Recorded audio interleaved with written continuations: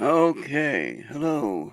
No, that ain't working. Hold on. I gotta get that going. Okay, now. No. Oh. Okay, now. No. Now. Now. No.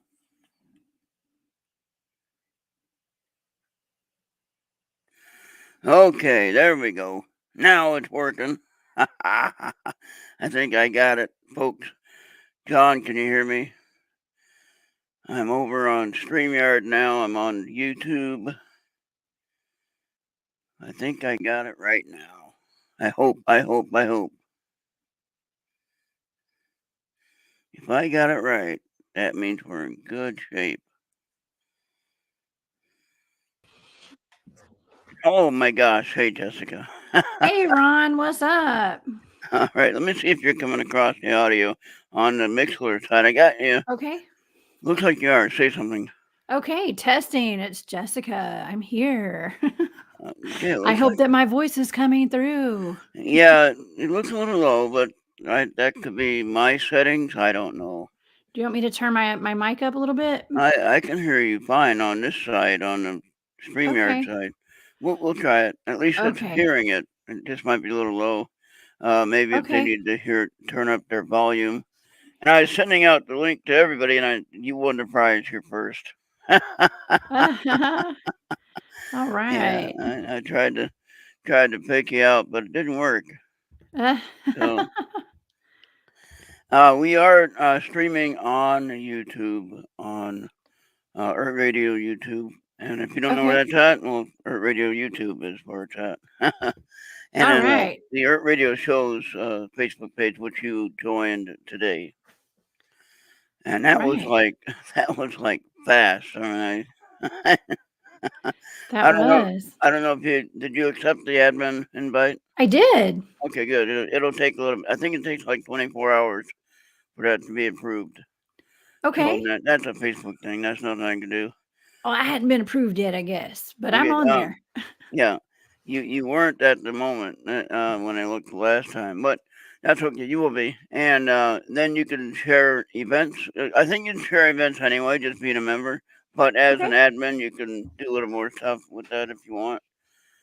All And right. so you can share Fun. it. You can share your store if you want. I think. Yeah, thank Uh, you. so Okay. if you have a special coming up, like a pendant or whatever, you can do that. Yeah. So Yeah. All I right. I read oracle cards as well. I don't know if you've seen my Oh, do oracle you? cards. Yeah, and Yeah. Very cool. did I show you that deck, or did you see that on my page or not? No, I didn't know. Well, Oh, actually, I did. I do remember that. Yeah, I okay, did. I yeah, did. And it's the a aura thing ET. too. We talked about that.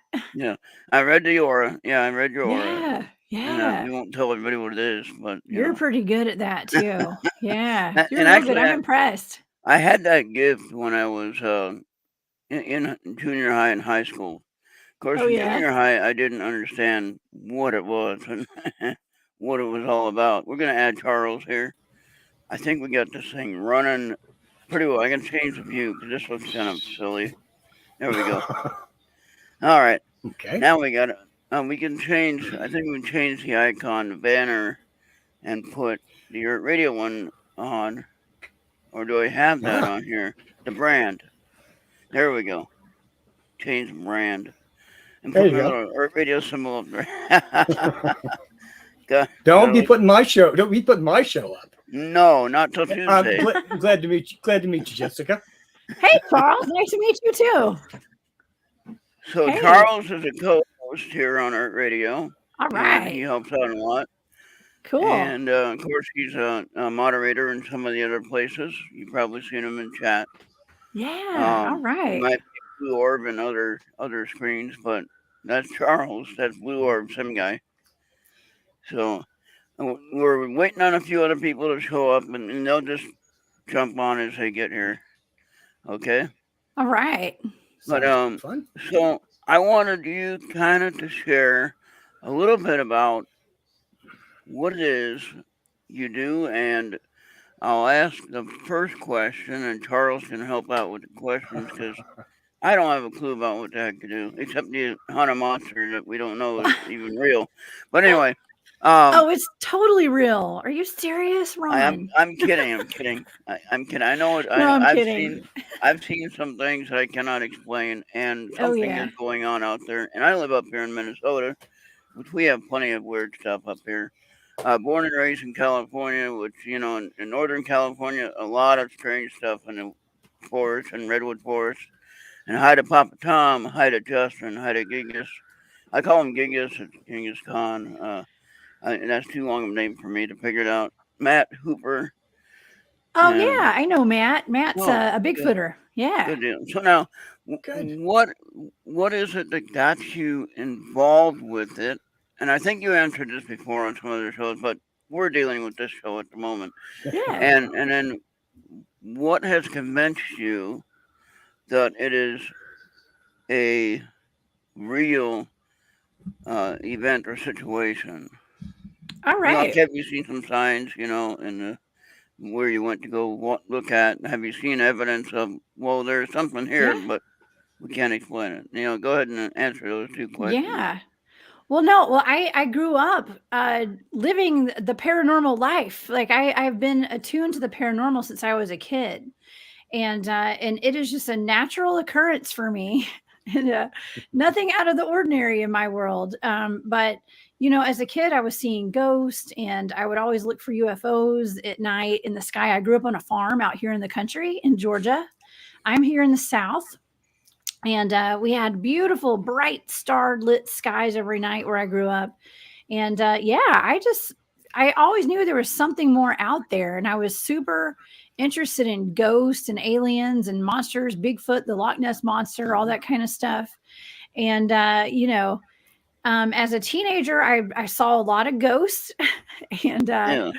and so it was just kind of, everyday normal stuff.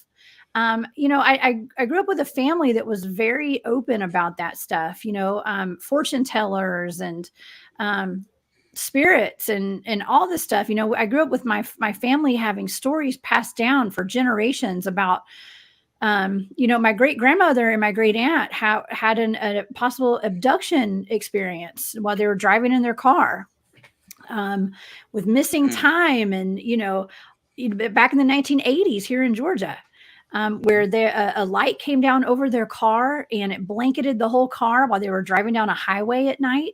And the next thing they know, they're 10 to 20 miles down the road in another county, and just don't know how they got there. And it's hours later, and it was like in a blink of an eye. So that kind of stuff is not uncommon in my family. Okay.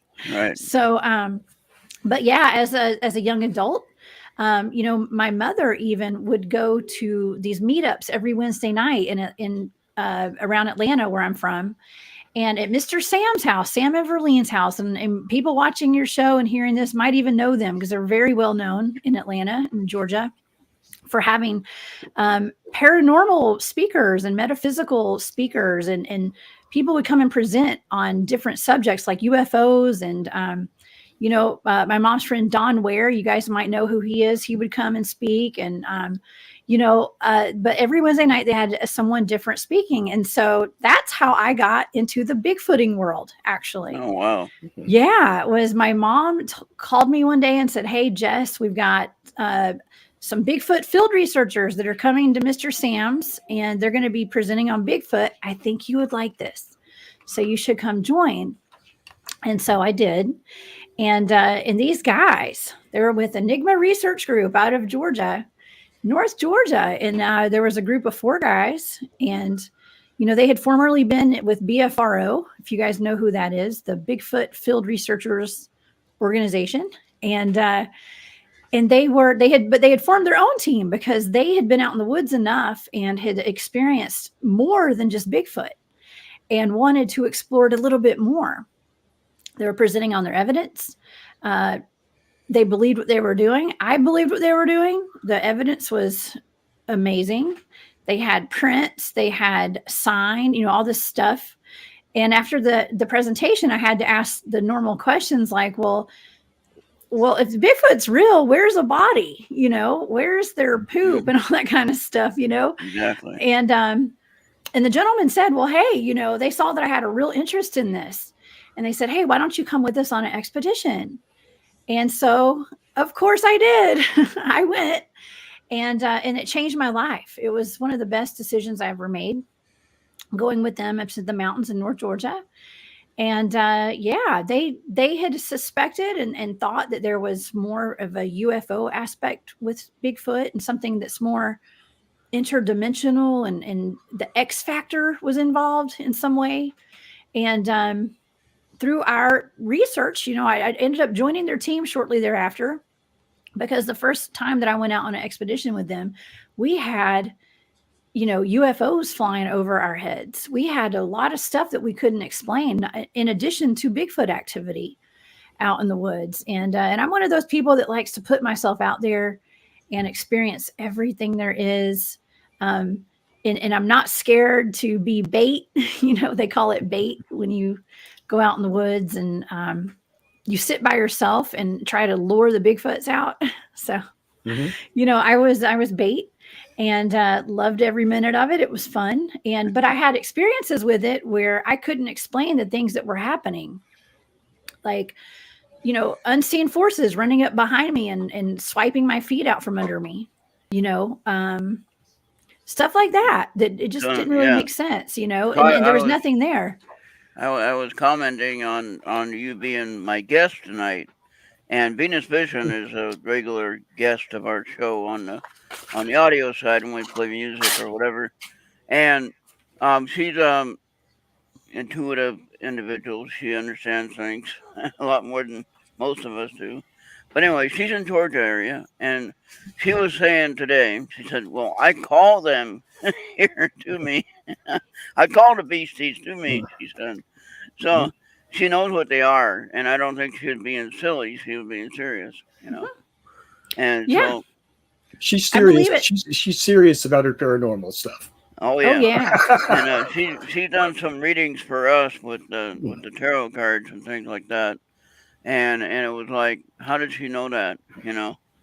And she did a couple of times. It was like totally amazing. So I believe people have gifts and powers, and they're not all evil, and they're not all negative. They're for the positive. And I always say, when I do my readings for people, I always say, well, if you don't believe it, or if you don't believe me, or if you don't think it's real, if I say anything, just take it to heart and do what you can to use it positive. If it can save your life because you don't go at the moment that you're supposed to go, then hey, I did my job. Yeah.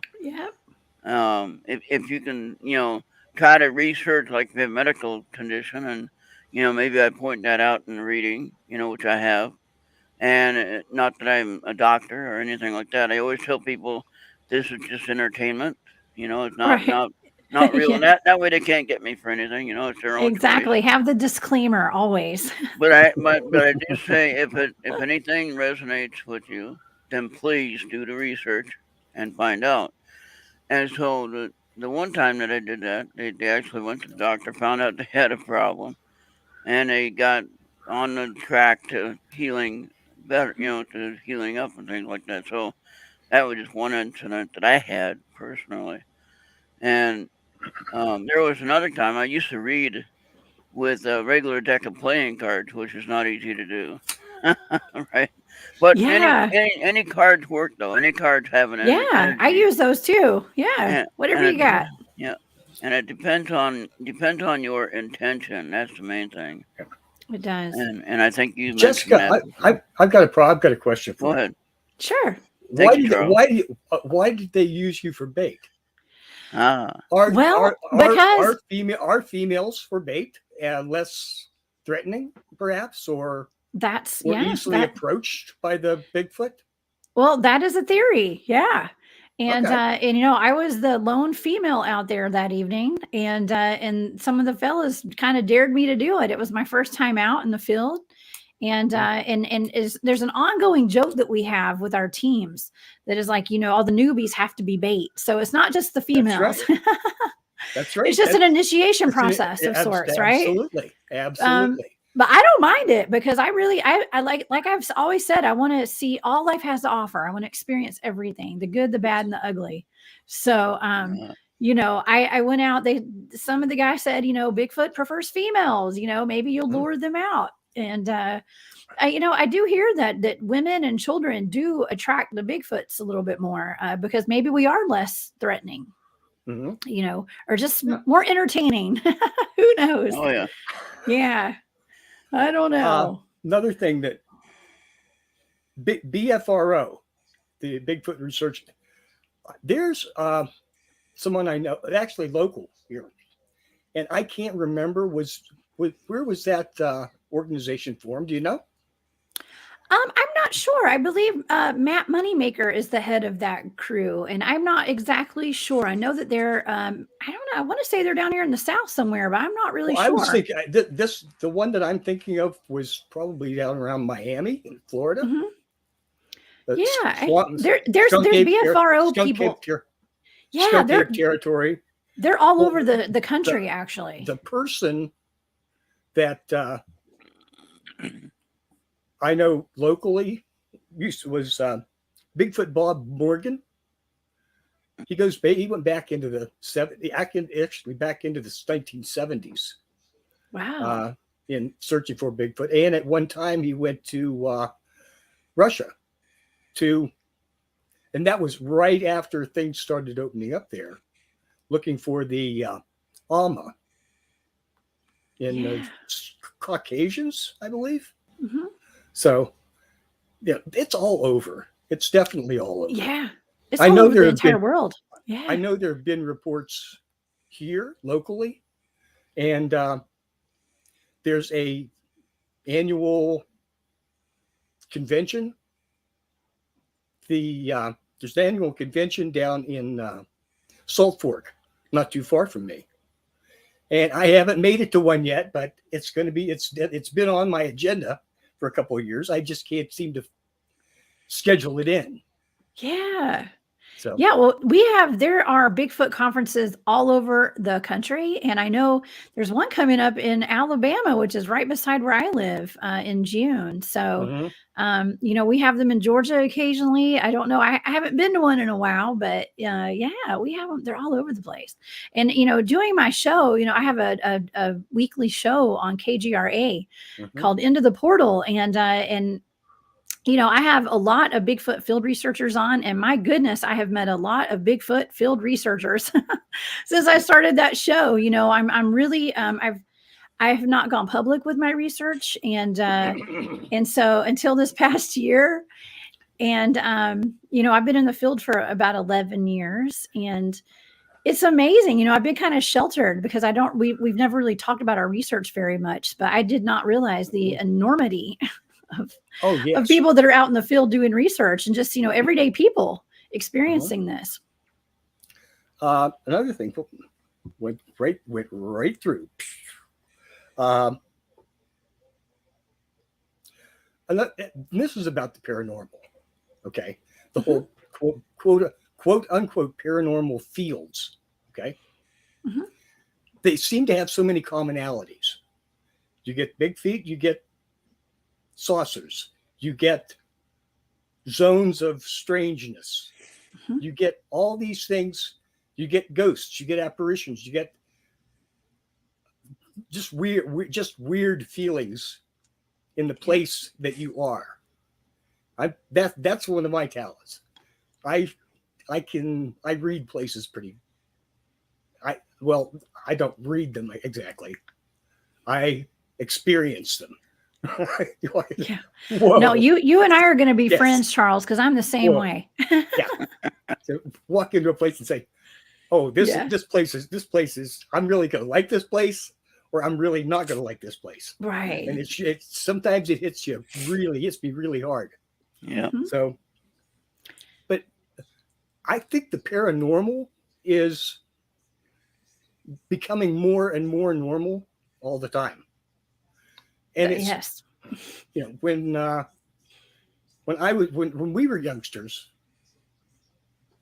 it was just totally crazy. If you believed in any of this stuff, you were totally crazy. Oh yeah, there's a stigma And to it, now, and that's why we yes, never talked about it. I never but went it's public. not anymore as much. Yeah, It's thank much. goodness. Okay, Yeah. absolutely. And I think because of that, the people who are experiencing it are talking about it Yes. more openly, Hmm. and it's becoming. It's always been a rare experience. It's not something that's going to happen to you every day of your life. It's the kind of thing that happens infrequently enough that it's always special when it happens. Always. And Yes. it's hard to make sense out of the special occasions like Yeah. that. So You're the more right. people we have gathering that information and sharing it and talking about it and talking about it in platforms like this, the more normal it is, and it gets rid of that stigma and it opens it up to honest, earnest research. You're right. Mhm. So I'm glad you're on the air. No. Hadn't had the time to enjoy your show until like the last one, and I said, okay, I'm gonna have to mark this one down. I will be back. Oh, Yeah. thank you. Yeah, I'm glad that I'm able to do it because it's an outlet for me. And I never, like I said, I never plan on going public with this. But I'm a member of a couple different teams, three actually. But I work with a lot of people from different organizations from all over the country. But of three of the teams that I'm on, two of them are private, and then one, the head of our team wrote a book last year or year before last during the quarantine. Y'all remember that? Oh yeah. And a lot of us got new skills over quarantine, by the way. I started reading tarot cards. There you So go. yeah, but anyways, Yes. so we all did something creative over that period where we were kind of made to slow down a little bit, and explore our hidden talents, and but I think it was it was like a blessing to sensitive absolutely. to get that time away from the hustle and the bustle and to focus a little more, Yeah. And I think that's always that's a good thing. Yeah. And then again, when you have lemons, make lemonade. Oh yeah. That's what I did. Yeah, I did. I mean, look, I'm here talking to y'all right now. So Oh yeah. yeah, that's So what happens. now here's Yeah. a question for you. Okay. Do you think that Bigfoot or whatever this thing is, actually we just call it Bigfoot because that's the only thing we know, or Yeti or whatever different ones. Do you think that they're related to the alien crafts? Do you think that they're using a portal to go back and forth to wherever they're going? Do you think that they were here all the time and we just never seen them? You know what I mean? I mean, are they normal and we just have never acknowledged what they were? My answer to all of that is yes. It's this and it's that. It's everything. Yeah. It's such a wide variety of phenomenon. And everything is so connected out there. The first time I was out in the field, I was out there looking for Bigfoot and a big hairy primate in the woods. A half man, half gorilla kind of thing, and I had a low flying UFO over my head, Oh all yeah. night one night, and we've had strange lights and orbs, and my team has actually experienced what we consider to be a portal in an open field that we have documented, that we actually sent two teammates over to check out, and as they walked up to it, their heat signatures disappeared off of the thermal. And this is an open wow. field. There was nowhere for them to disappear into. And they reported that the entire environment changed all around them. So it was like they had walked into a dark velvet curtain. And the total environment changed where they couldn't see the stars. They lost radio contact, all that kind of stuff. And so they walked out of it and the thing dissipated and it disappeared. So, There's a lot of very seriously crazy phenomenon going on in the woods. I mean, we even have spirits and trickster spirits, and but the orbs are a really big deal. Um, there's so many different types of orbs that we experience. I mean, I've even had a fog that followed me down a trail, and some people Wow. that were with me one night, and it seemed to have like a consciousness to it. It was really weird. Yeah. But we just, I think that it is all connected in some way. And I can't even really tell you exactly what we're dealing with Bigfoot, because I think there's such a wide variety. I think that there are like monkey brain type, Hmm.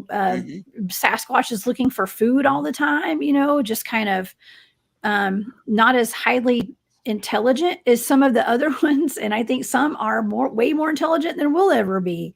I do believe that they are interdimensional. Um, we've just, as much time as we've spent out in the woods and with all the research that my team has done, there's flashes of light and the footsteps. We don't hear things anymore, and things disappear out of thin air. Tracks disappear out of thin air. So, yeah, I think there's a major X factor to these things that are out there. Now, I can tell you for myself, I've witnessed 2 orbs in my lifetime. I don't know what they are or how to explain it, and I couldn't give you any proof at all. Because both times that I was looking at them, the first time was in early 90s, like 94. So I was in North Carolina. I was in the swamp, literally in the swamp, and not worried about snakes or alligators or nothing, just having a good old time in the swamp. Um, but then I saw this green ball of light. Now, green I thought was kind of positive. I had a positive feeling about the energy. And I saw it do all kinds of weird movements. And it's like, that's not normal. And so when I finally told somebody about it, they said, oh, it was swamp gas. I said, Yeah, whatever that word. And anyway, I've heard that. Yeah. and then here in this house, the interesting thing about this one that I saw here, now, of course, I have visitors here in my house, okay? I've witnessed them. I've seen some of them, and hello to Bobby is here, and I've seen apparitions of people, not necessarily ghosts, but people, you know, walking Yeah. around in my house, and I'm like, what is this about? So I'm still researching that to find out. I've had people remote view my house, and one was a Reiki master, and the other was our friend Venus, but they both came up with the same answer before I told them what everything was about, and I didn't ever tell either one of them the whole story about what I was seeing of everything, and so they told me the one piece that I was keeping. You do that little test. And they both came up with that one little piece about the story Hmm. and about the spirits in my house. So I know that I'm not imagining it. I know that it's real. I'm not afraid of it. I don't feel negative energy here. But with the orb that I saw in the backyard, it was an orange orb, which I heard was good. You don't want to see red. Red is never good. That's an anger. Someone's angry at you if you see red. So, but an orange orb, I think, is I can't remember what angel that deals with, but I think orange or the orbs themselves are messengers from angels. Okay, and so they're a messenger bringing you a message that some angel wants to tell you whatever to look out for or to be aware of. Okay. You can take that either way you want. Some people see blue orbs, some people see white orbs. I've seen a white orb once, and no clue why. I know that might be peace. I don't know, but you know, I've seen a few, in my lifetime. Never thought anything negative about it, and now people are telling me, oh, they're dust specks or particles of dust. Well, these orbs that I'm seeing are at least the size of a basketball, just So floating that was along. so you had dust in your eyes? Ron? Yeah, apparently. Yeah, I had the little floaty thing in my eye, you know. I might buy Yeah. that for a camera, but Yeah, right. that'd be a So pretty the big. That'd be a pretty big speck to be flying yeah, in your and the eye. interesting thing about that though is that Mike was here at that time. My friend Mike, he stays here when he's not at the casino, wherever he might be at the casino. And he's at the casino either in Las Vegas or up north in Minnesota or someplace. He does pretty well at it, so you know that's his job. That's what he loves doing. And anyway, he was here at the time, and he was upstairs, and he was looking out the back window upstairs. And he said, "What was that orange light out there floating around?" And you saw it too. I was so excited. Somebody else actually saw it. I was like, "Wow, that means I'm not crazy," you know. So I think we need validation when we see something and we try to talk about it, but we need to hear someone else talk about it before we say anything, right?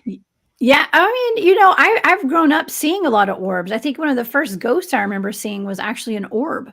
Oh wow. Now, I question whether that was an actual ghost, or now knowing what I know, if that was ET related, because I think Oh a yeah. lot of times orbs are related to ET activity. Yeah. And so, I have tons of pictures of orbs with orbs in them. And, I do a lot of YouTube videos and where I'm reading cards and just talking and doing interviews. And usually you might see an orb float around my head, at some point. I seem to have orbs around me, and I believe a lot of those could be spirits. So I think orbs can embody all sorts of different things. Yeah. I mean, I am familiar, and I have seen a video of orbs that that fell from the sky, shot down to the ground, and turned into aliens, and then turned back into orbs, and then shot back out of the sky. So I've seen some very weird stuff in my day, Oh and yeah.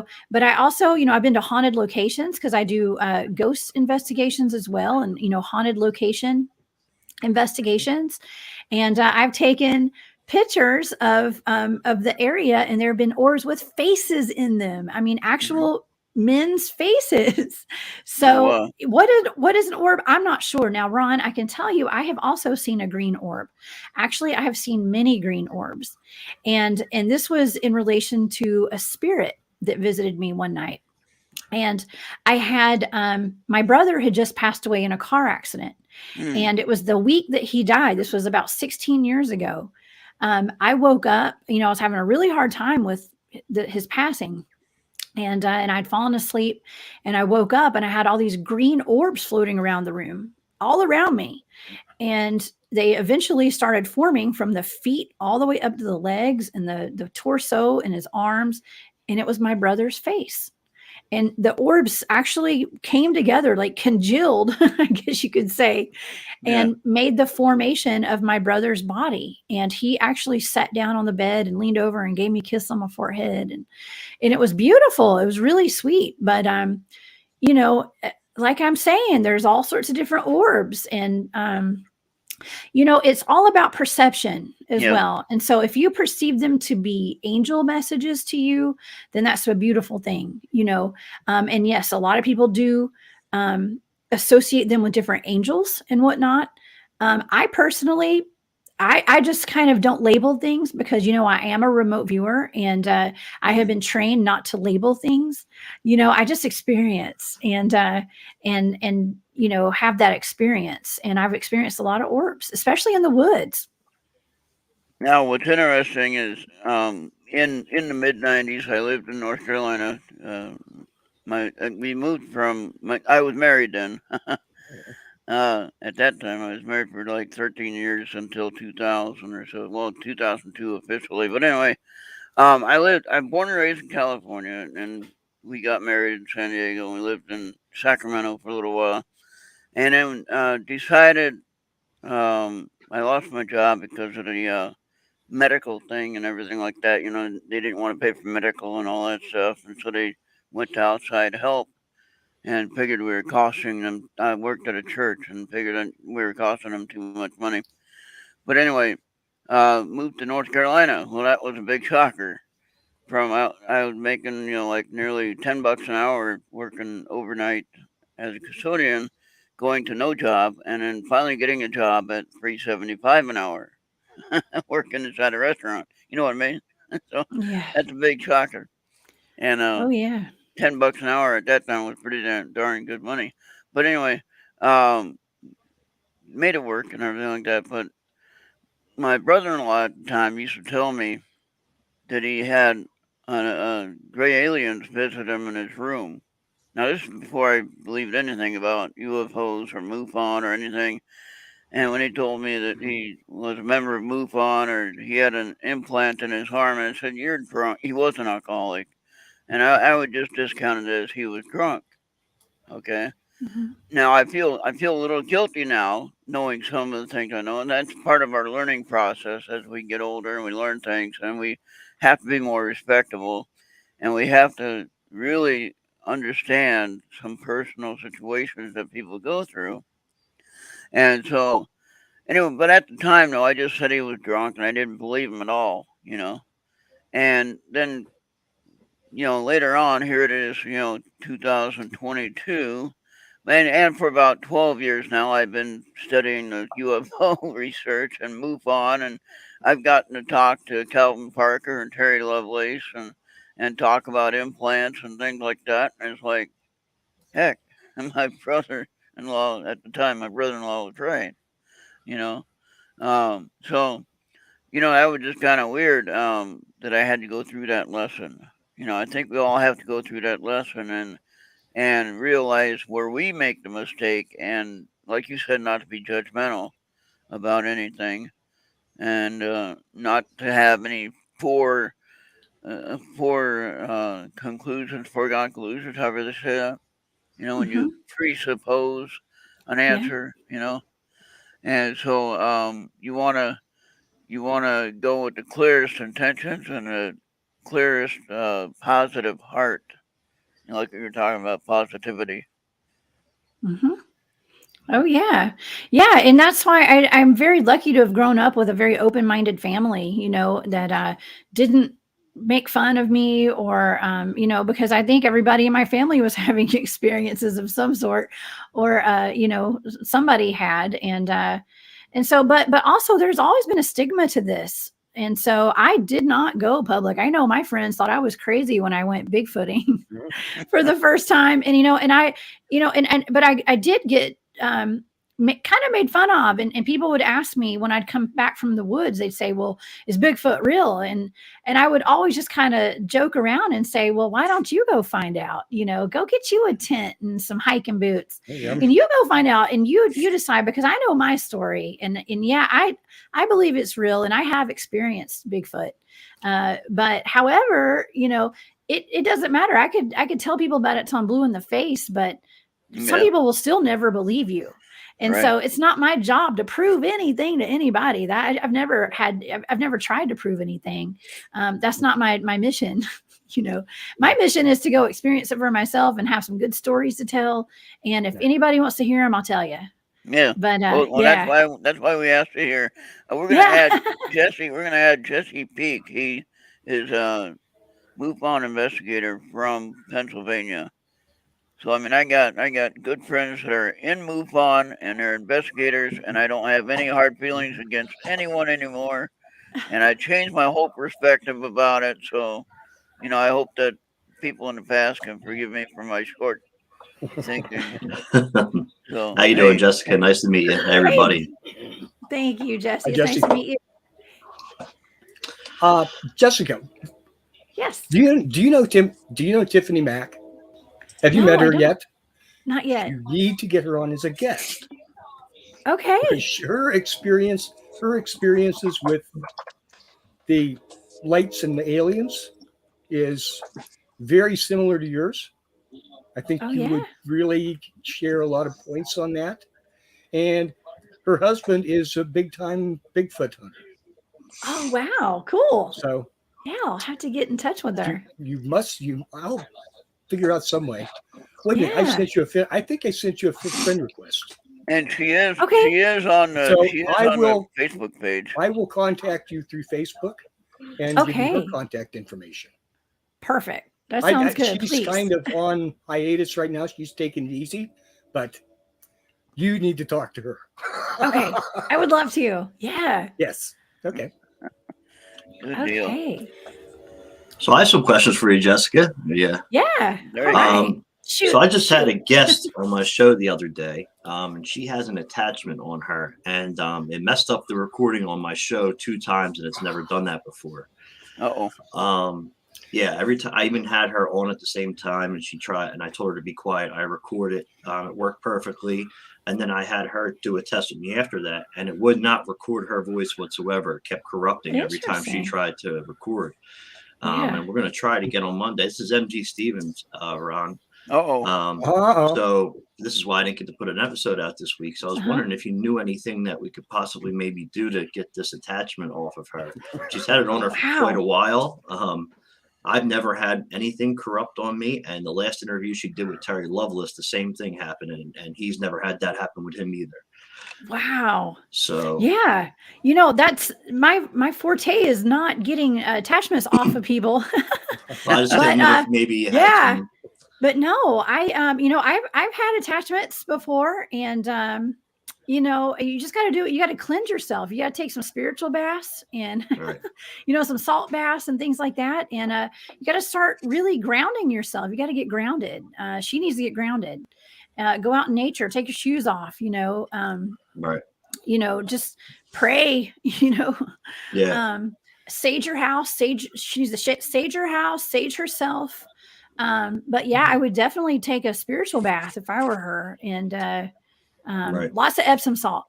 Yeah, that's what she was saying, but she had just had surgery, so she hasn't been able to take a bath. Oh yeah. Oh, no. But I did tell her about the sage and then Pontisalo, that stuff you can burn as well. And Oh yeah, I've got some in here actually. Yeah, that's important. I sage my house all the time, and always get a window open so everything can go out that window. Don't just sage your house without opening up a door or a window, y'all. No, it's cold though. Yeah. It's cold here. You don't want to trap whatever's in your house. Just give it an outlet to get out. Absolutely. Yeah, I can't go outside though. It's cold out here. Actually, it was warm today, but it's cold still. Yeah. We actually, when we're out in the field and we're doing research, doing Bigfooting and any kind of paranormal stuff, a lot of times our equipment will malfunction. And it's not, I don't always associate that with spirits, but I mean, we have a lot of ET activity. Speaking of MUFON, we have a lot of, what I would consider extraterrestrial like interference and stuff when we're doing our research. So I think that could be an issue as well. It could be more of an extraterrestrial type of thing, but I do a project where I investigate electrical malfunctions at this moment. So it's pretty funny how all that happened. Yeah, I put a team together. We start in October, so it's one of our big things we're looking into.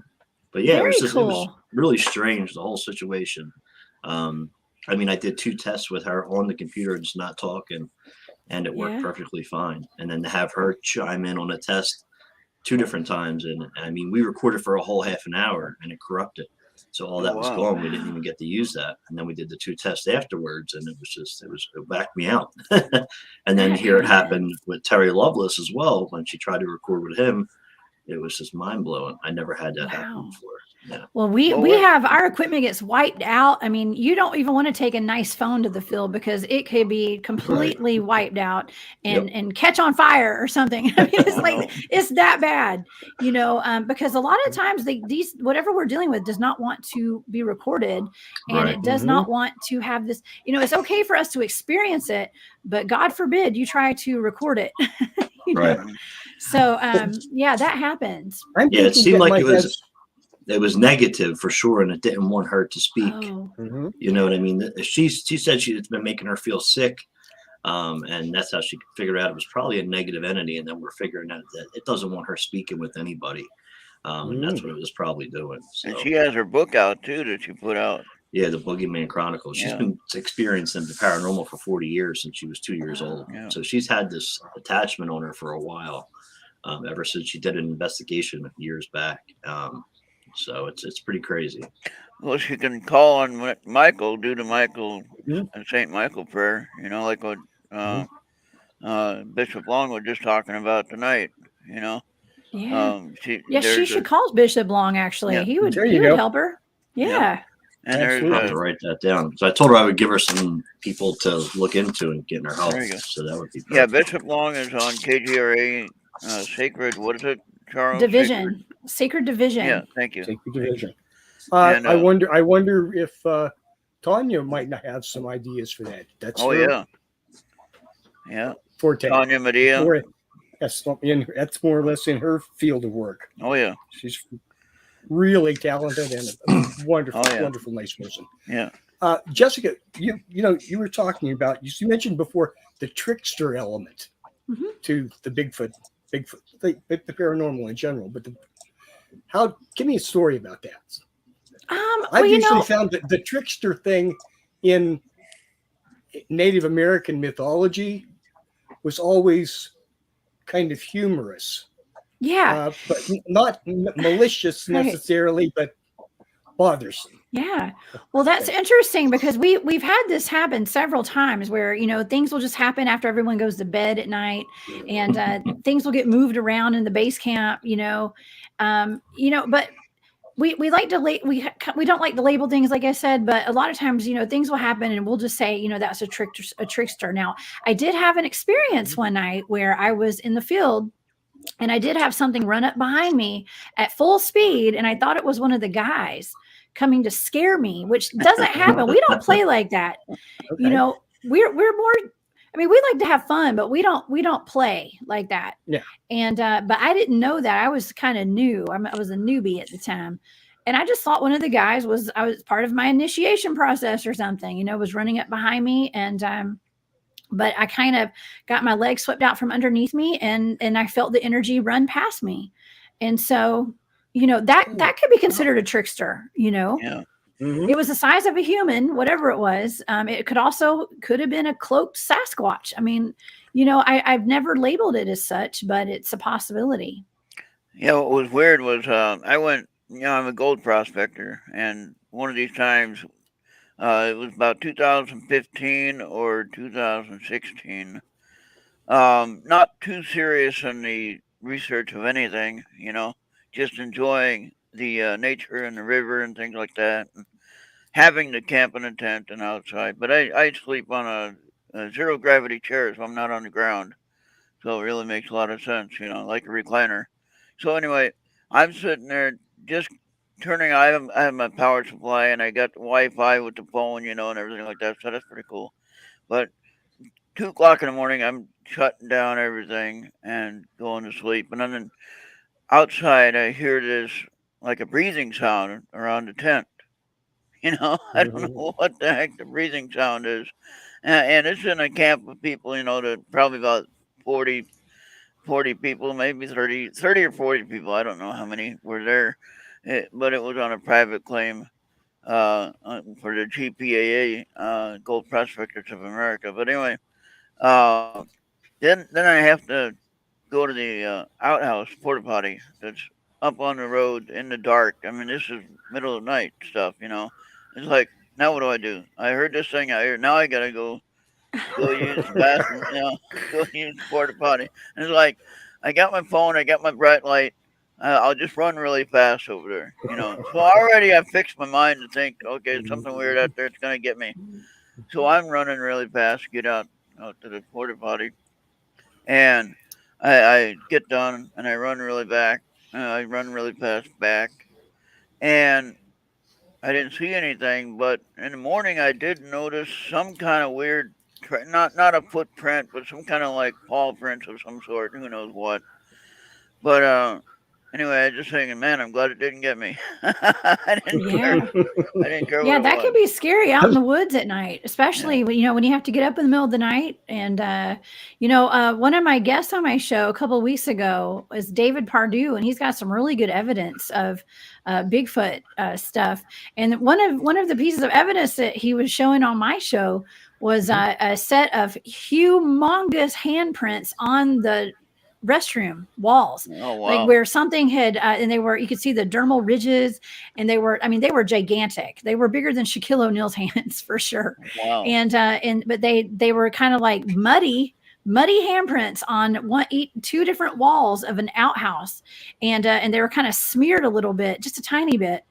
But obviously something big and dirty had been back there in the middle of the night and was peeping around watching everybody. So if that doesn't scare you, I don't know what will. Makes you But wonder. yeah, So it now, does. one of my original questions, what was one of your first evidence that you saw that convinced you that it's real? Well, first of all, I guess getting my legs swept out from underneath me, it made me feel like, Right. Yeah. because I wasn't really familiar with the cloaked Sasquatch and that kind of stuff. But whatever I experienced was extremely real and it happened. Not only did that happen, but, the whoops and the screams and the knocks and all that kind of stuff right off the bat, I mean, it's just an experience. It wasn't that I had a face-to-face contact with one of these creatures right off the bat. It was more like there was just a whole experience to it. And, being in their environment and being there for a while and just taking it all in and hearing them and feeling them. I mean, I'm a skeptic in a lot of ways. Everybody on my team is a bunch of skeptics. We don't think everything's Bigfoot. We don't think everything's aliens. We don't think everything's a ghost. We like to question everything. But my experience has been very real from the very beginning with Bigfoot. And so it is something. It is something, correct? It's definitely something. There's definitely something. Yes. Absolutely. There's no doubt in my mind that Bigfoot is real. I've experienced it. There are many.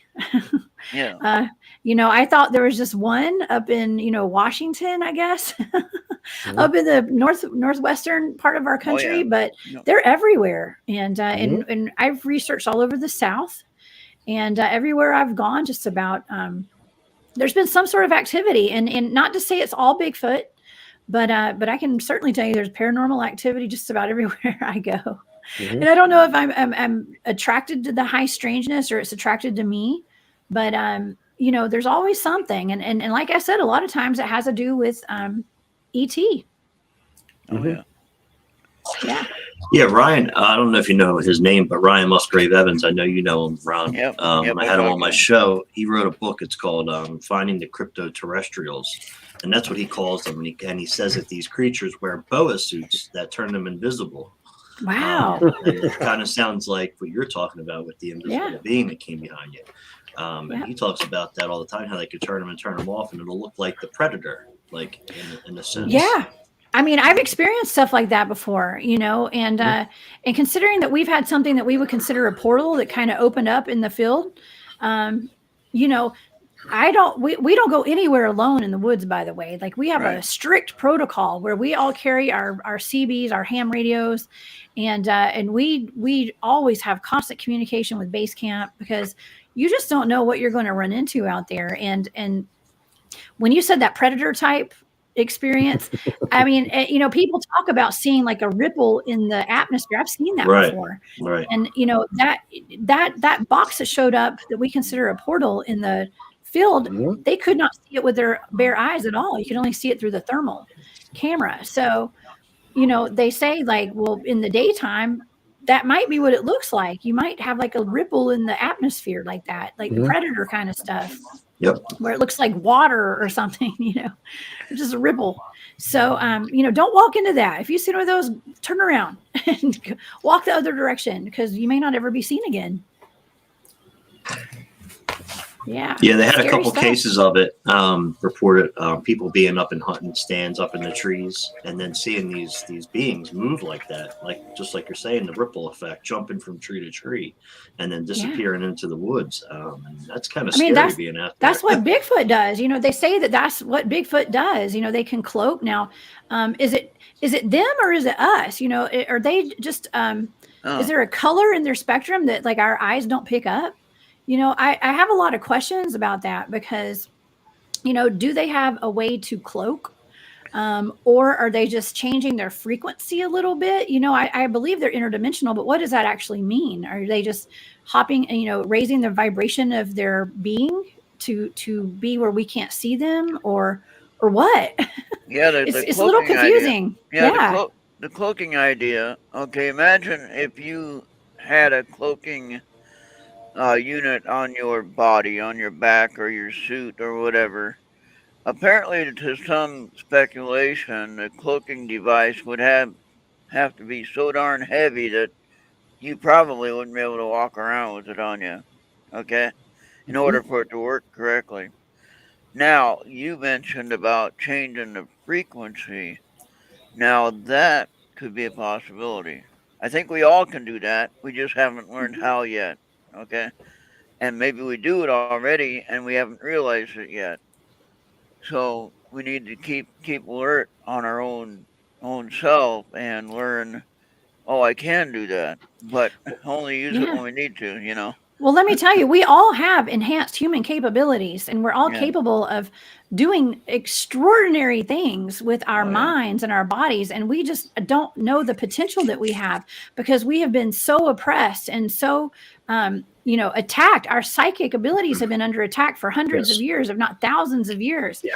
And so I am really big into everyone drinking, filtered water and getting rid of that fluoride and not having fluoride in your toothpaste and just doing the things that you can to decalcify your pineal gland, because I think that we all need to be more switched on because psychically, because we're all able to do that. And just raising your vibration by being happy and trying to come out of a depressive state and not living in fear, it will do wonders for your body and for everyone around you. And so, yes, we are capable of doing these extraordinary things, which really are just natural. And but it's been hidden from us, and we've been oppressed from it. And there are powers that be that don't want us to reach that pinnacle. Yeah. And there's reasons for that, right? Yes. Yeah. I like that. Very good. It's all about it's all about where you are on the hierarchy. Yep, that's Yeah. right. They don't want us on the hierarchy at all. Well, we are very powerful. You just have to realize it. You got to remember who you are, everybody. Oh yeah. Yes. Yeah. Remember where you are on the timeline. Take your own power. Yeah, there Exactly. Be responsible for your own. We are all very powerful people. Yes, absolutely. Absolutely. You just got to realize it. you go. All right. And don't be scared. Don't live in fear, y'all. I got an idea. I got a funny story I can tell, and you can each share a funny story that might be funny. It might not be funny. I don't know. It could be interesting for sure. But I kind of have been interested in astronomy before I started watching Mark D'Antonio and different guys. I used to have a Dobsonian 8-inch telescope, and we went up to the northwest hills in California. And we were looking over the edge of the ocean or whatever. I don't know. It was a pretty clear night, but we had a field on one side, we had the ocean on the other side. And we could look out over the horizon of the field.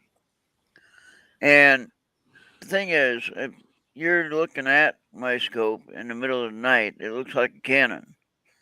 Okay. If you think about the Dobsonian configuration, it sits in a cradle and it's a giant tube. It looks like a cannon. Okay.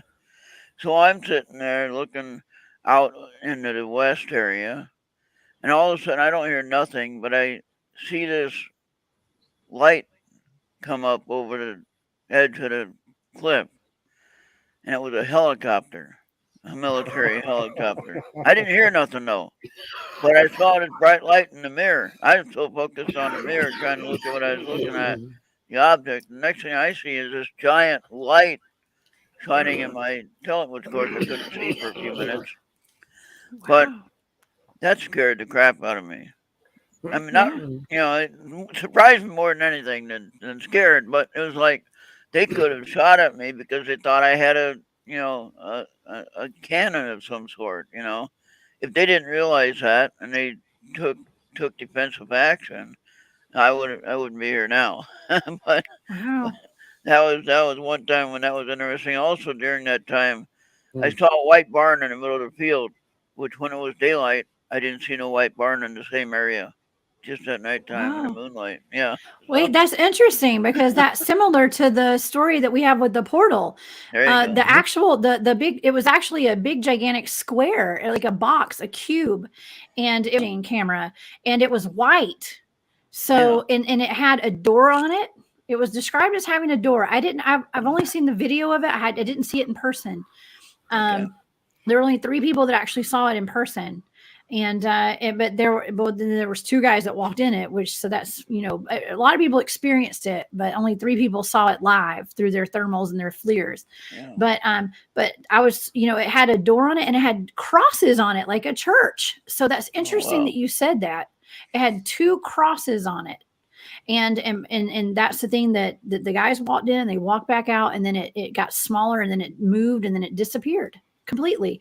But it wasn't there at all. You could not see it with your own eyes, and it was not there in the daytime. In daytime, yep. But it was there at night. Yeah.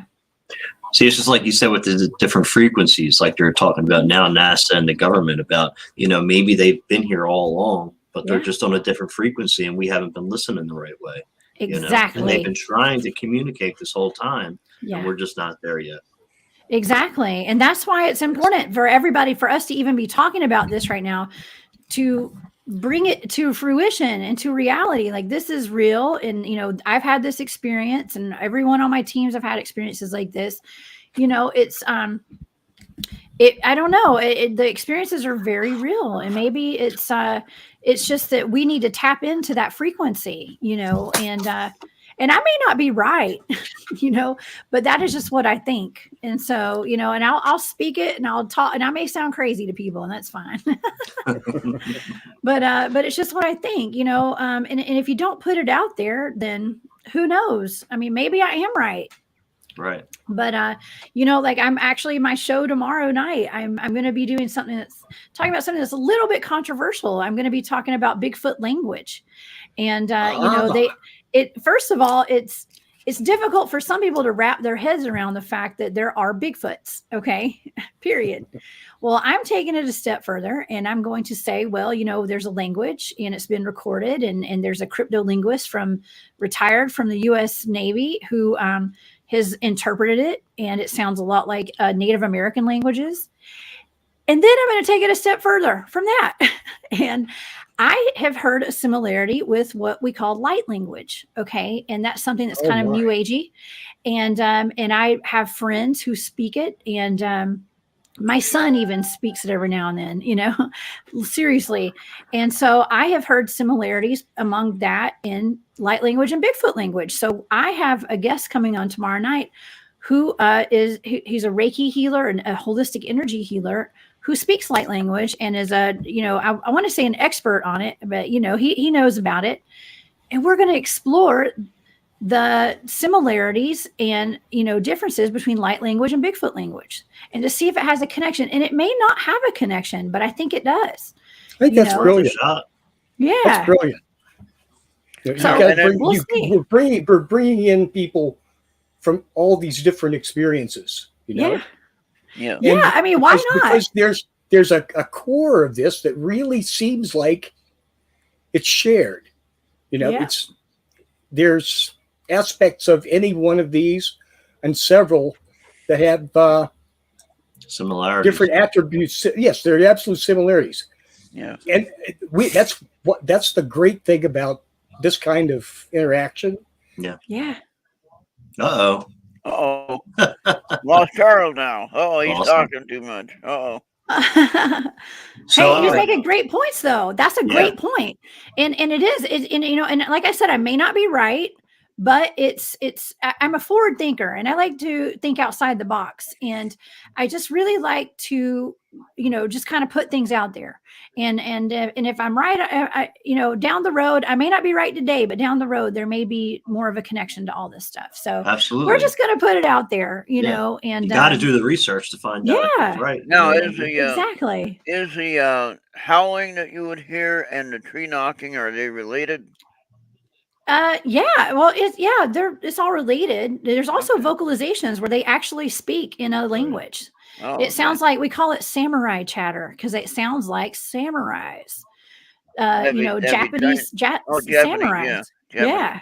So are you familiar with the Sierra sounds? Absolutely. I'm going to be talking about it. I actually have met Ron Moorhead a few years ago. And actually the gentleman who has interpreted the Sierra sounds, His name is Scott Nelson, and I met him as well. They spoke at a Bigfoot conference here in Georgia back in 2013, and he's the cryptolinguist that was in the military, who has studied the language and has actually interpreted some of it. I don't know if he's totally interpreted, but he has found a connection with the sounds and the words and the things like that. So. And I've been kind of studying the Cherokee language a bit, and it does sound a lot like Cherokee, and different dialects of, different Native American languages. But I also hear a similarity with light language, and light language it's almost like my great grandmother used to speak in tongues at church. Okay.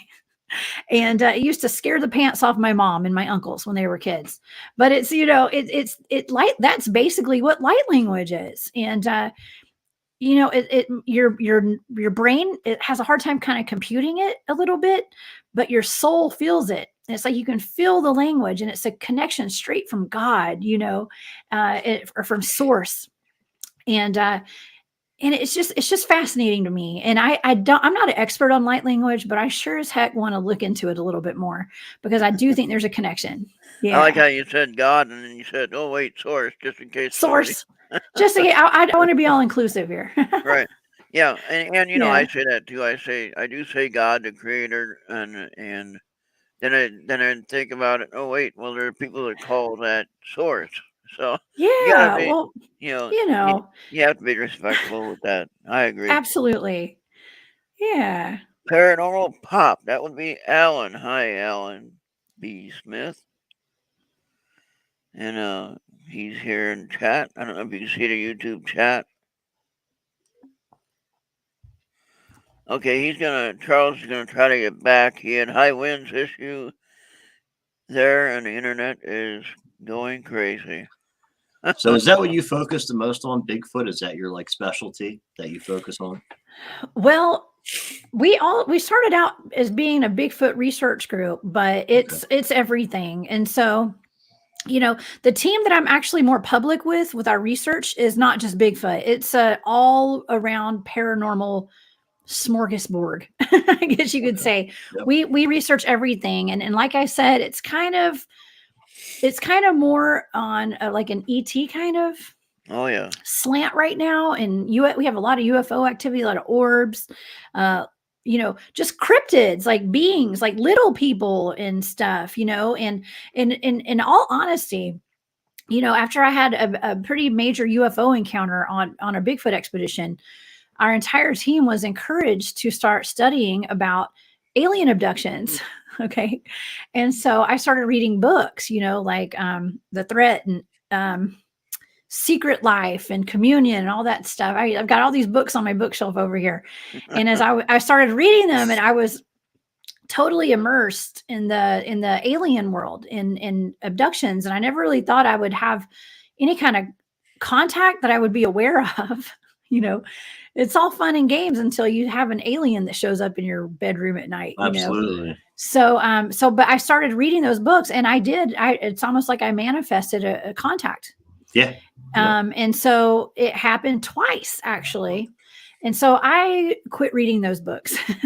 Okay. And I shut it down. I literally I shut it down because it got to be too much. I was used to kind of having a spirit maybe show up at my house every now and then, but not aliens. Right. Yeah. So, it's a whole different thing.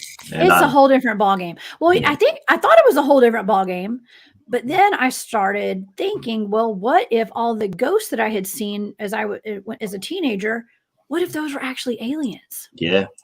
Yep. And I just didn't know to even think about them being aliens, because all I knew were ghosts.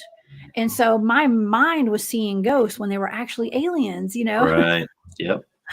Yeah, it's weird. Crazy. Yeah, it's crazy. When I first got into the field too, I manifested some stuff as well. Did you? I was told that, because we look into the field so much and we get into it, that it kind of opens us up as a satellite, where they see it and they know that you're looking into it, and opens your mind up. So you're kind of like a target in a way, you know what I mean? They know to come to you. So, or what if you've always been contacted right. and you just weren't didn't on know. that frequency, Right. and now you're open to that frequency because now you've opened yourself up to it and you've been reading about it. So now you have met them at their frequency. So now you can see them. Yeah. Interesting. You know? The possibilities are endless. Yeah. That's I believe in the fact that we take trips when we sleep. You know what I mean? For sure. And I know some I people do. some people may argue that point, but I remember just recently, you know, I've been to some place. I was working all night. I don't know why, but I usually go to what I usually do is I go to sleep late. I go to sleep like at 2 o'clock in the morning, thinking, okay, I'll only get 4 hours, which I only get 4 hours sleep anyway. I've done this where I go to sleep at 10, I'll wake up at 2, and then what do I do for the rest of the night? I'm awake. I'm wide awake for the rest of the night if I go to sleep at 10. So I go to sleep at 2 and I wake up at 6. You know what I mean? Yeah. Then I'm waking up when the sun's excuse me. When the sun's coming up, then I'm waking up, and that makes more sense to me than to be going to sleep at 10 and waking up at 2 and then nothing to do all night. You know, yeah, there's the internet, but you know, you only do so much of that. But anyway, then so I go to sleep at 2 o'clock in the morning thinking, oh, they won't bother me now in that 4 hours. They're not going to bother me. That's a lie. They can bother you in that 4 hours, and you won't know anything about it except you'll be sore. So, so I got a question in the chat, Ron. Yeah. For Jessica. Did you see I that? see Jessica? that. Yeah, it says, what are your thoughts on the possibility that orbs are manifestations of remote viewers? There you go. Well, that's interesting because I am a remote viewer. I can tell you that like orbs can be anything. I mean, there's so many different types of orbs. Now, there was one evening when I was younger, I'm pretty sure I was seeing little orbs in my room, and I think that was me remote viewing myself in the future. Oh, wow. Which sounds really weird. So it could be, yeah, there could be. It could be just energy of a manifestation of the energy of that being, the person who's remote viewing. I don't know. You know, there's no science behind that that I know of. So I don't know. I think that most orbs that I experience are either like a spirit related or ET related. So, yeah. Interesting. Now, what do you think about parallel planets? Like, I had this funny thought, you know, what if my alternate self on an alternate Earth is doing the same thing that I'm doing, and then they're thinking, what the heck is that guy doing over there? And then now we could be doing the same thing here. We're doing something, and then we're thinking, what is that guy doing over there? You know, making it. Yeah. Yeah, you know, it's that gets us on the subject of timelines and whatnot too, right? Like timelines are really cool because we can change what timeline we're on, and I think a lot of people are living on different timelines in our society right now. Like we're all on different timelines, and you can change your timeline by making good or bad choices in your life. Yeah. And so it's like, are we just like living at their different dimensions, and we can kind of choose to go like, you know, down a notch or up a notch, you know, I don't know. It's just really weird. And, but yeah, I think that if you just look at society right now, you know, do you know anybody that you talk to them or even on social media and you're like, man, what world are you living in? Absolutely. Because they're not on that level that you're on, you know, and maybe, you know, not say anybody's better than anybody else. It's just a different timeline and a different frequency, and we're all just, you know, but everyone has an option, whether you know it or not, of switching timelines at any time. You just have to raise your vibration. Alan Paranormal Pop has a joke to ask. He's just kidding, but he said 2 arms walk into a bar.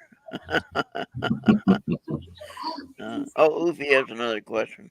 Oofy is a writer. If you looked at her stuff on Errt radio shows. Cool.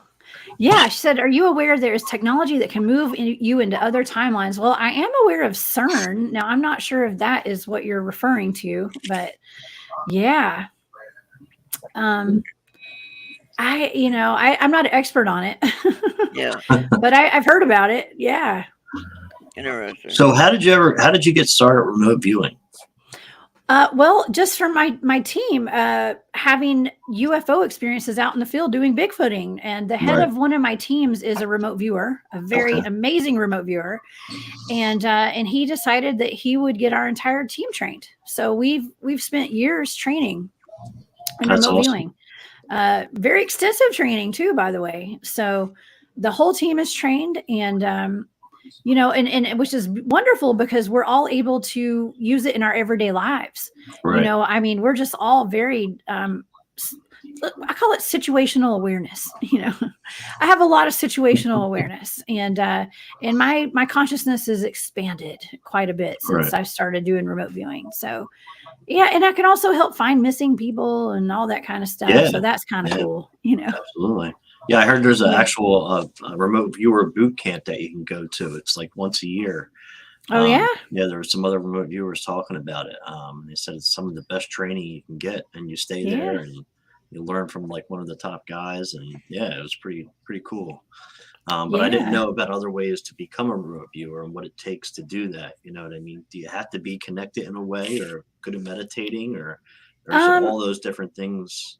Yeah, anybody can do it. But, you know, I just happen to be a part of a team that is really cool. And we all have very special talents, each one of us, and we're all very diverse.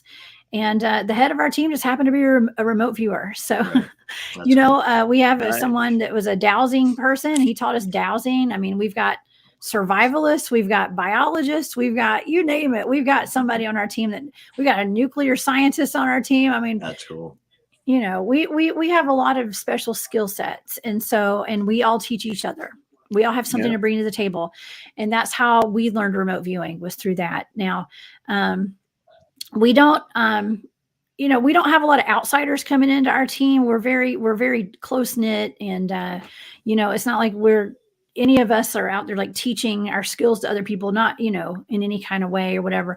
But, you know, not to say we won't in the future or whatever. I mean, who knows where all this is going, but, you know, it's pretty cool. But yeah, I happen to know the right people, but the thing about remote viewing is anyone can do it. It's, you know, if there's somewhere to go learn it, I suggest everybody learn. Okay. Because you don't have to be a psychic. But actually we're all psychic. So, but you don't have to be a self-proclaimed psychic, if you know what I mean. You just have to learn. And my favorite form of remote viewing, there's different modes. Mine is coordinate remote viewing. And so that's the one I'm best at, and the one that I like the most, because I'm given a set of numbers, which are my target, and they are totally random numbers, but they're assigned a target. Like, those numbers are my target. And so I'm given those numbers, and I sit down and I write out graphs. And anything that comes to my mind, I write it down. Anything I hear, I smell, I taste, I can touch, whatever, I write it all down.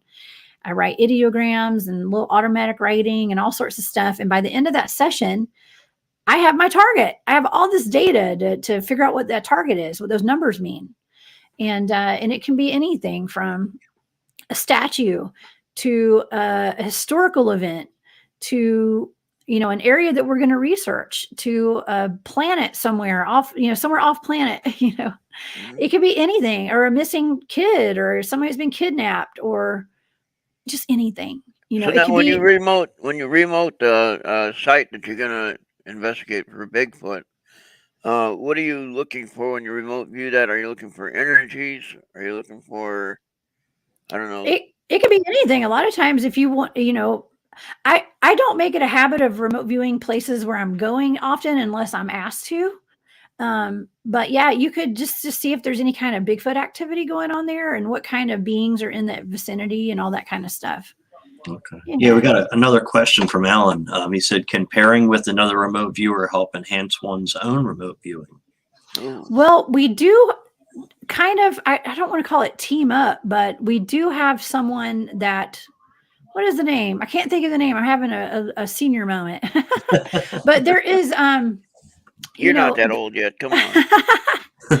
Oh man, I just, yeah, but we do, yeah, you compare. Yeah, my whole team remote views the same targets. So yeah, it's important that we do when we get together, yeah, we're very powerful. And when we get together out in the woods, we're even more powerful, as far as, and I think that's why we have so much activity when we go out, because we're all psychically in tune, like we're attuned, Oh, yeah. And so I think that kind of brings the weirdness. So yeah. Absolutely. When you're in tune with like that with somebody, it definitely helps to heighten your senses and everything, Yeah. And imagine having a whole crew of people out there, Right. You're like a beacon of light for all the Bigfoots and aliens and, interdimensionals and all that stuff. Yep. I remember in the 70s, growing up in California, of course, we used to talk about, I never seen it, but I heard people talk about the cigar craft.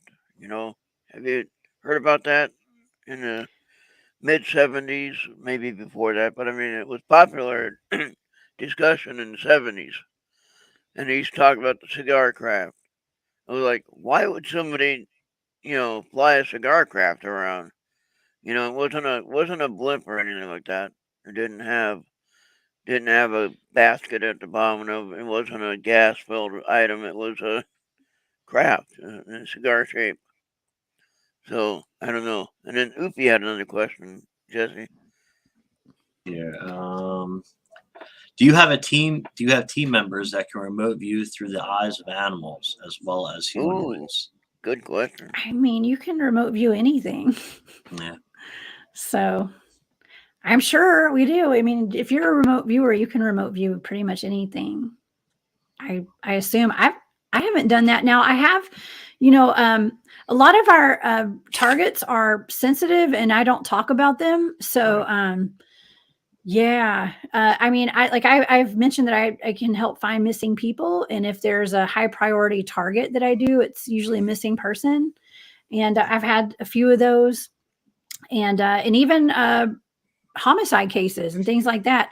And so they're very sensitive. And yeah, you do kind of, you're kind of there when, things go down and when things happen, you're viewing it, and so, yeah, you can, it's hard to explain, but yeah, not getting into detail. Yeah, you could.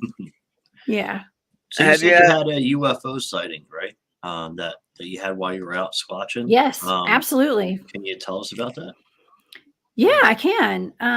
Well, a lot of the details of it came through remote viewing after the fact, after what all happened. And I can't even get into detail about all that stuff, but I can tell you what the 3D version, like what happened when we were out there. My partner and I had decided that we were going to go post up in the field, okay, and in a tree line. And we were going to, we had on our camouflage and the ghillie suits and all that stuff. We were going to sit out there, go early in the day and sit out there and just be still as a tree, like just blend into the environment until, about midnight or so, like after it got pretty dark and, but we were going to sit there and the team was going to come up, around 8 or 9 o'clock at night and act like normal humans. Okay. Like go out in the field and bring their chairs and beat some drums and make some noise in hopes that a Bigfoot would walk out and try to see them and step on top of me and my partner. So, yeah, so it was a good plan, right? It was a good plan. But, so we were out there, got there about, I think it was like 3 p.m. or something. And so he and I sat out there and it started to get dark. We were, we'd been by ourselves, just sitting there, just observing and listening, waiting for it to get dark. And it got dark and we started seeing lights in the sky that were moving in weird, erratic directions back and forth. And, it obviously was not an airplane. And so my partner was like, hey, do you see that? And he had me like hold my index finger up so I could see, because, there's a lot of stars and the sky is really beautiful out in the mountains where we were.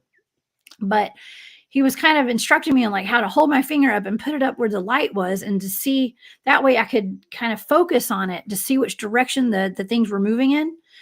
And they were moving in like triangular form. And then a big light came out of nowhere on the side of the mountain where we were sitting.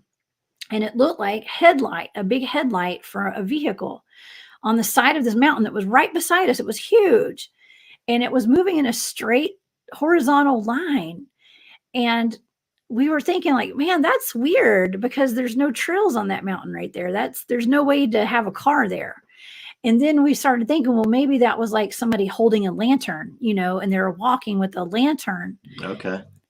But there's no trails there for anybody to walk. And no one could ever walk in a straight line the way that thing was moving. Mm-hmm. So that was weird, but it was right there. It was right over us. It was just a big light. And we kept our minds were trying to make sense of it. You know what I'm saying? Like we were trying to think of everything it could be. Right.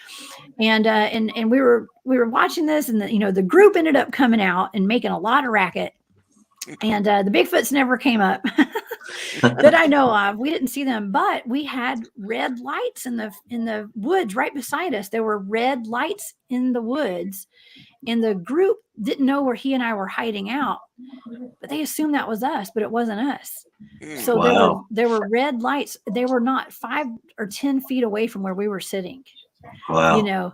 And I was recording it the whole time. I had my voice recorder out. And let's just say it sounded like bottle rockets going off all around us. And there were no bottle rockets. And we didn't hear that with our own ears. So, yeah, a lot of weird stuff. But, of course, we remote viewed it, and there was a lot more that went on there, I'm sure. So I have one. That's pretty cool. I have one more short story to tell. And when I was a kid in junior high, excuse me, we used to go to my grandmother's cabin. And she had a cabin in a place called Guerneville, California. Or some people would say Gurneyville, but Guerneville, California. And there was a Boy Scout camp that was right up there on the hill that we'd always take a hike up to. And now remember, these are redwood trees that are huge. There isn't very much that's going to destroy them, except for fire, But pretty much, if a craft crashes into it and destroys them, then that could be an issue. Or something really big, destroys it with, eating it or whatever. But anyway, we went up there like we normally do, and the trees were all like cut, like topped off somehow. Don't know how. There looked like there was claw marks in the middle of the tree trunk up to where the point where they were broken off. What it was or what happened there, I had no clue. It wasn't at the time, I wasn't involved in this research kind of stuff. I just followed that in my memory and left it there. But I don't know. Have you ever heard of anything destroying trees like that? I mean, Bigfoots destroy trees. We have a lot of. I don't experience a ton of the crazy tree structures out in the woods, but I have met a lot of people who have, and I've seen some interesting tree structures, and they'll uproot an entire gigantic tree and flip it upside down and shove it into the ground. So yeah, I actually have a guest that's coming on my show next Saturday, not a week from tomorrow, who's up in Indiana, and he has a lot of evidence and pictures of these gigantic trees that have been flipped over and shoved into the ground like that. And they make them into like teepee forms and things like that. And just crisscrossing trees all over the place. And it's just stuff that humans are not capable of doing. Okay. Right. Unless you're out in the middle of the woods, it's just, you can't get a forklift out there, It's a little odd. Yeah. It doesn't make sense that a human could do any of that stuff. Now, you can never underestimate the power of like drunk campers and Boy Scouts and things like that, because you have to take that into consideration when you're out in the woods. There's just people get bored and they want to try to, play around and I was a Boy Scout. I was an Eagle Scout. Yeah. But every time we left the campsite, it was always called leave no trace. So we always made sure we left it the way we found it when we came in. Yeah. Yeah. So even our footsteps, Yeah, but what I'm referring to is like bending trees and stuff. Like some Bigfoot people are, I'm not going to call them Bigfoot researchers, but a lot of people will be out in the woods, like campers and stuff, and they'll see trees that are bent and kind of looped around. Well, it could be Bigfoot. Now, if you've been out there researching that area for years and you know there's nobody out there, it could absolutely be credible, right? But then there are around campsites and stuff, you just don't know, because it could be kids and Boy Scouts and, just people being bored and just going tying trees up and stuff. So yeah. You got to have a critical mind when you're out there. We have one last question for you. They wanted to know what those red lights in the woods, any idea what they were? Yeah. Well, honestly, it could have been ET related is all I'm going to say. I don't know. Yeah, it was, it was just like red flashlights on it. It wasn't, like orbs? Not regular. It was lights. I don't know if they were orbs or not. I can't say they were orbs. Okay. But yeah, it looked like, like the red film that you put on a flashlight, like the military flashlights. Yes. It was like that kind of thing. Yeah. Okay. Wow. That'd be freaky to see that when there ain't supposed to be anybody there. Well, no, what they all thought my crew thought that it was us, but it wasn't us. It wasn't me or my partner. We were the only ones in the woods. Maybe it was you in the future and you just didn't know. Man, that's a good point. Yeah. Could have been me remote viewing myself, right? There you go. Yeah. I'm glad that we can have fun with this and we can be serious and we can have fun at the same time. And that's what I kind of goes along with what we mentioned before is it all comes down to our intention and how we look at things. Now we have a kind heart and we care about what we're researching and we're not trying to hunt something. I don't think Jesse's trying to hunt aliens or hunt UFOs. No, he's doing research about it. Yeah. I don't think you're trying to hunt the Bigfoot to have it for dinner or whatever. No, you're trying to discover who or what it is. Yeah. It's important to keep up a sense of humor about all this because it can be quite serious and it can be very scary. Very. And for the normal person, it is terrifying. Yep. And the normal person wouldn't do what I do. They wouldn't do what Jesse does, because it's really scary. And there are repercussions. Like you can have an attachment. You can have an ET in your bedroom at night. You can have a Bigfoot screaming at you and throwing acorns at your tent all night and all sorts of weird stuff, and so you have to be very careful. There's nothing to mess with and it's nothing to play with. However, you have to keep a sense of humor about it at the same time because, it's just, you gotta lighten up a little bit because absolutely we're not out there. Like I said, I'm not out to prove anything to anybody, but I can tell my story, I just don't think it takes the fun out of it when you're too serious about it. Yes, it does. Yes, it does. And I think that we're all in this because we love it and it's fun. Exactly. Yeah. Now, we all got into the field for just about the same reasons. There's like a certain little list that we all got in for, and we got to remember that. And I'm kind of just a skeptic, curious person, skeptical and curious at the same time. But yeah, curiosity killed the cat. Of course, he went through 9 lives, though. So there's that. He took him 9 tries.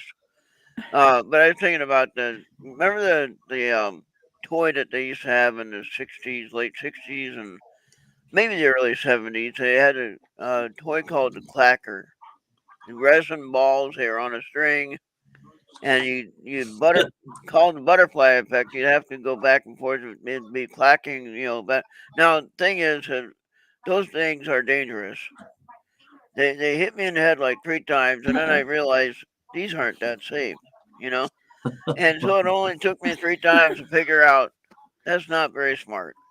And so I didn't play with them anymore. Although you did have some people who could actually do it and look pretty. I don't know what the advantage of doing that. And it really wasn't any fun. It wasn't any of the fun of the yo-yo. But anyway, yeah, that's just kind of weird. And so my thought was that we have to keep a kind heart, keep a sense of humor, and we have to be open to things that we don't understand what it is about.